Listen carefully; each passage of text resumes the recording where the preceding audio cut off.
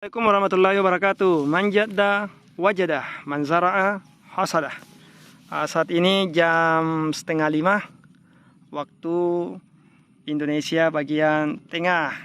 Saya lokasinya di Kabupaten Pangkep, kecamatannya Kecamatan Minasatene.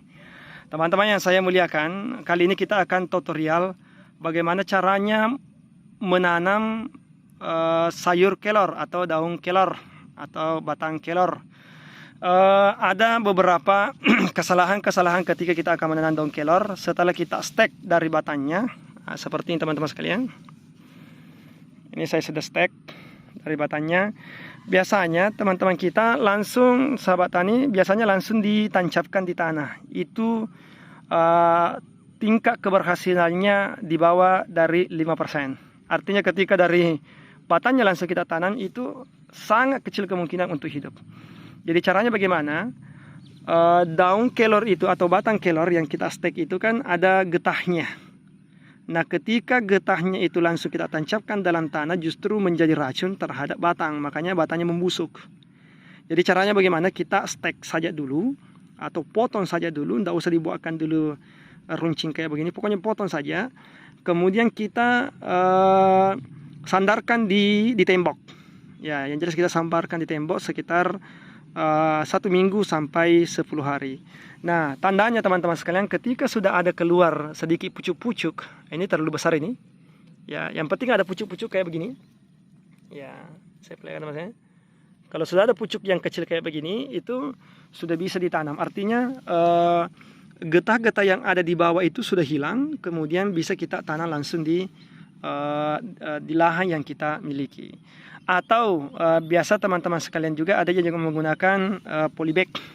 Setelah dia sudah ada yang muncul sedikit begini, dia tanam di polybag. Nanti benar-benar ada pengakaran yang ada di sini, baru kita tanam di tanah yang dimana kita kehendaki atau di kebun kita.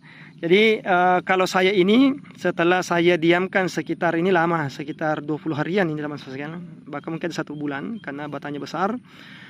Kemudian tadi sebelum saya berangkat ke sawah, saya potong-potong kecil, ya, karena jarak sawah dengan rumah itu sekitar ada 5 kilo. Nah, tentu sangat sulit untuk menanamnya dengan ukuran yang panjang. Jadi ini saya potong-potong kecil. Kalau teman-teman sekalian lokasinya dekat dengan di rumah, itu bagusnya agak panjang sedikit. Oke, karena ini adalah lokasi saya sangat jauh dari sawah, akhirnya saya potong-potong kecil. Ya, saya potong kecil supaya enteng dimasukkan di dalam mobil. Ya, saya masukkan di bagasi mobil. Ini tidak mengotori kursinya mobil.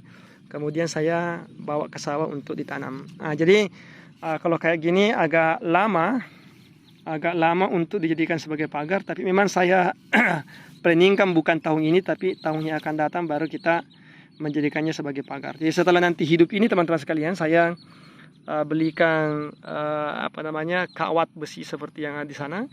Kemudian kita bentangkan sehingga sapi yang dilepas ketika musim kemarau itu tidak merusak tanaman nanti yang ada di dalam sini. Jadi ini selain berfungsi sebagai sayur, sangat baik untuk kesehatan, berfungsi juga untuk untuk pupuk cair organik POC, kemudian juga berfungsi sebagai pengusir hama. Jadi luar biasa. Jadi sambil kita sekali melangkah, ada beberapa pulau yang terlampaui. Itulah hasil kreasi bagaimana caranya menjadikan ilmu itu sebagai landasan ketika kita bekerja. Manjada wajadah, manzara'a asadah. Assalamualaikum warahmatullahi wabarakatuh.